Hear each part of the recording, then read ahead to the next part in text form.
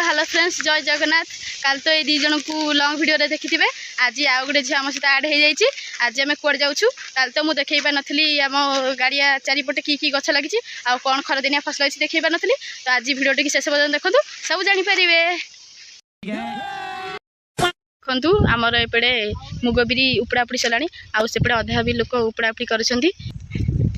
यहाँ हूँ आम चाउलिया गछ ता पाखे नड़िया गछ एटा हूँ लेंबू गछ पारे केमती मजा लगे गाँव में रहिले। आउ जड़े सेपटे भाई शोती गरम हो बहुत सुंदर पवन होती आसिक शोती। तू फ्रेंड्स आम गाड़िया सुखी जाइए आम समस्ते कुरकुरी नहीं आसू ता भितर बसिकी खाइबू बोली। गाँव में रहिले कि मजा देखु फ्रेंड्स मुझे ओह्ल पड़ी पाखु चल जा फाइनाली आसी तला आम ओह्ल समस्ते जे जार कुरकुरी अच्छे खोलिए खाइबा। भिड़ टी शेष पर्यटन देखते